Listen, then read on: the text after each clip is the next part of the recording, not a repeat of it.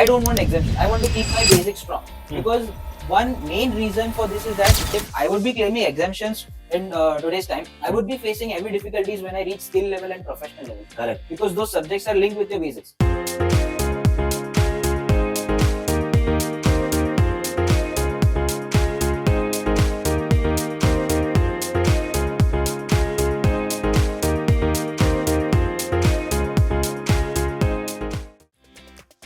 Bhavesh, is my turn?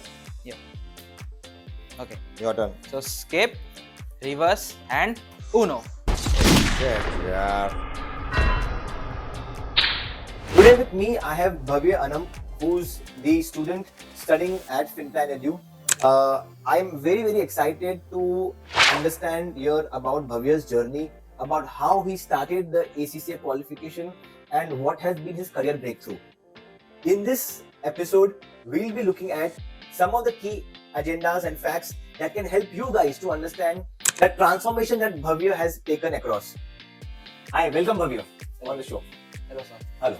So Bhavya, आपने ACCA जब चालू किया, तब what was the thought process? I mean, were you confused between various qualifications? You know, back in your 12th grade, when you were passing the 12th, as a 16 years old, there are not many opportunities that people are very known about.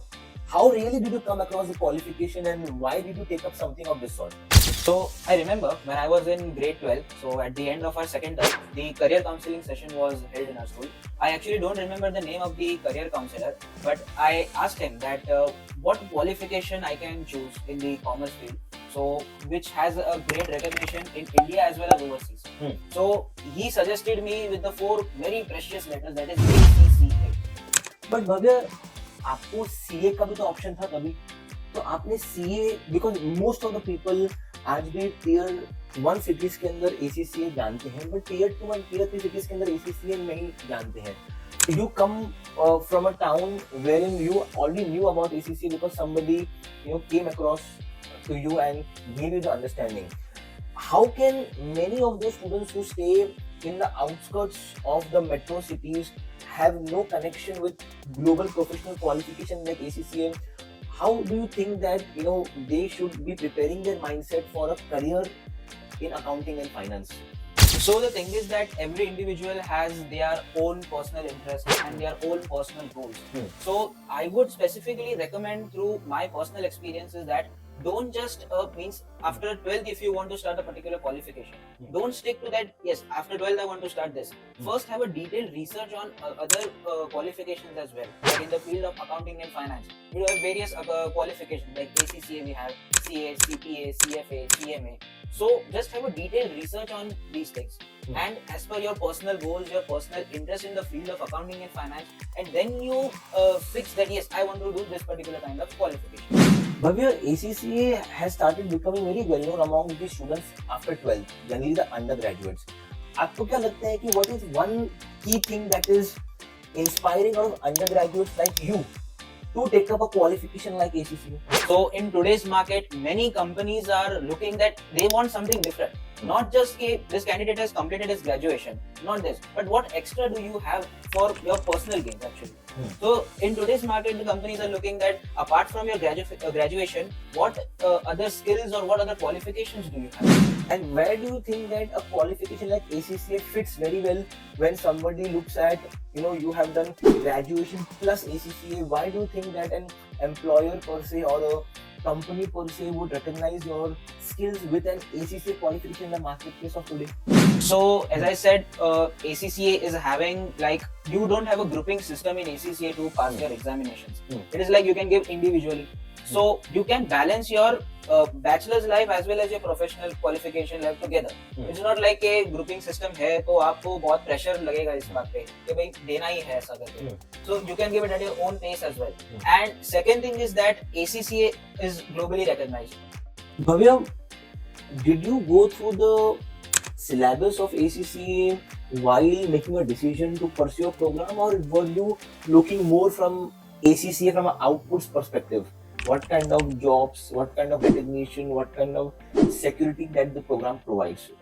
Yeah, so I actually looked upon the on the basis of output. Hmm. that what will be my output if I'm pursuing ACCA along with my bachelor's degree. Hmm. So the thing is that the job security is really fantastic in terms of ACCA because due to its global recognition.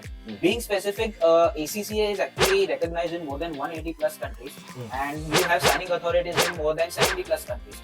So it's like you have open door, like for you can if you want to settle in any of the countries, so you have a very broad prospect in front of you. Bhavya BCom के साथ ACC करना कितना difficult था, कितना आसान था? Because many students come across this perception that अगर हम कोई चार्टर्ड डिग्री करते हैं, especially a chartered degree like a CFA or a CA, so it becomes quite stressful at times. This has been one of the key feedbacks when I have been giving a lot of seminars and a lot of student meetup sessions. ACCA के साथ BCom जब आपने किया, तो क्या आपके लिए वो stressful था? Was it difficult for you to manage? Were you skipping your graduation lectures or maybe ACCA lectures? Did you compromise on any of the sides? या कैसे आपने बैलेंस किया इस चीज को? Actually, it was like जब भी earlier मैंने ACCA start किया था, तभी it was like 2 months हो गया था that when my college started for my bachelor's degree. So earlier I found it a bit of difficulty, like how would I be managing that both of the things. Then I just sat for a while and I just said that yes, though the first step is always difficult in every aspect. Correct. You have to do it. I motivated myself in these things. And when the time passed, months passed, so that created a self of motivation in me. The thing is that I remember that when I used to have my internal and external examinations for my bachelor's degree, I used to miss out some of my ACCA classes due to my exams because I need to prepare it for the college exams as well. Correct. So that created a bit of difficulty during that particular point of time. But after that, the exams got over. So when the exams got over, after that I resumed towards my online classes for the ACCA.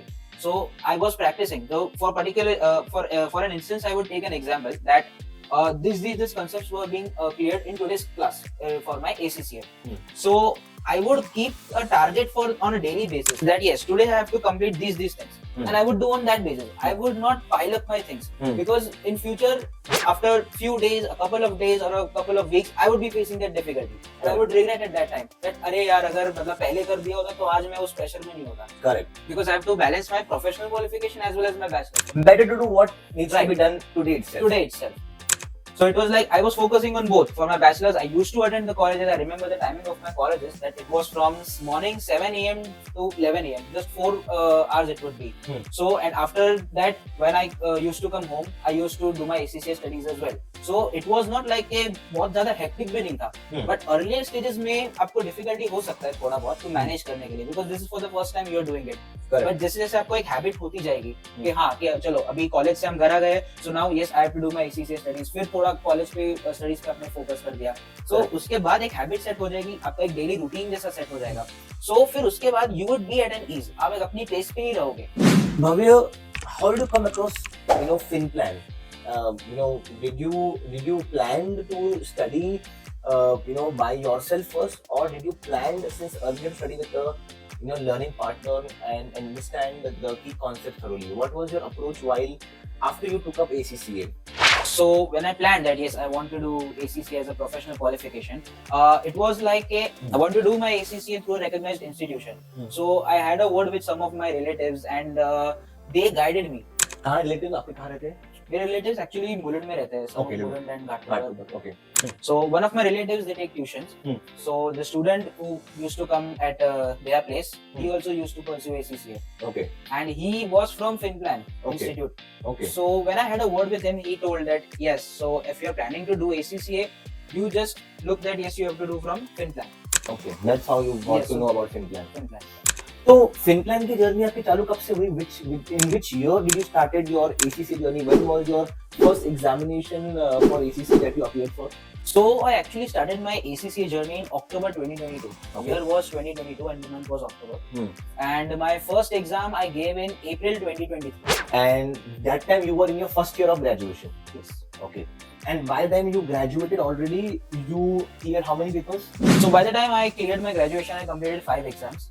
So though the exemptions was there, so if you are completing bachelor's, you will get an exemption of, for example, 5 papers. I think 5 papers was it, right? 5 papers, correct. Yeah, so 5 papers exemptions you will get on completing the graduation. But my point was that I want to keep my basics very strong. The knowledge level with the subjects you are having is FA, MA, BT. So my point was that I don't want to claim exemptions. I could have started my ACCA even after completing my graduation as well. Correct. But I don't want exemptions. I want to keep my basics strong. Because one main reason for this is that if I would be claiming exemptions in today's time, I would be facing heavy difficulties when I reach skill level and professional level. Correct. Because those subjects are linked with your basics. Correct. Like say, I will give you an example. If you want to build a tall infrastructure, if you want to construct an infrastructure, but if your base is not strong, how will the infrastructure be completed or it would be created? Correct, true, very true. But भव्य बहुत बार ऐसा होता है कि students aim to claim exemptions, even when they know that their foundations are not very strong. आपको क्या लगता है कि generally which students should claim exemptions, which students should not claim exemptions? Exemption कब लेनी चाहिए, exemption कब नहीं लेनी चाहिए आपके अनुसार? तो अकॉर्डिंग टू मी ऐसा मैं नहीं कह रहा हूँ कि मतलब अब exemptions लो ही मत. अगर आपके जो फाउंडेशन के जो कंसेप्ट है अगर वो क्लियर है आपके, तो आप exemptions low. There is no issue in that. But if your foundations are only not clear and then you are talking about that yes हम exemption ले लेंगे, अभी 13 में से सिर्फ आपका 5 एग्जाम्स निकल जाएगा and you just have to give it 8 of exam. So just to आपका number of exams अगर आप कम करने की बात करो उसी रीजन के लिए आप अगर exemptions claim कर रहे हो, so according to my personal I would say my personal experience and my personal guidance which I would say that फिर उस रीजन के लिए आप exemptions मत लो. Because people would say कि अरे हाँ तेरे को exemption मिल रहा है तो तू ले लेना, मतलब तेरे को 13 में से सिर्फ 8 ही एग्जाम्स देने पड़ेंगे. Correct. उस चीज के लिए अगर आपका बेसिक ही स्ट्रांग नहीं हो रहा है, अगर आपका बेसिक स्ट्रांग है and if you are claiming exemptions then you must go for it. But अगर आपका बेसिक्स ही क्लियर नहीं है, फाउंडेशन ही आपका क्लियर नहीं है, तो exemption लेके there would be no reason.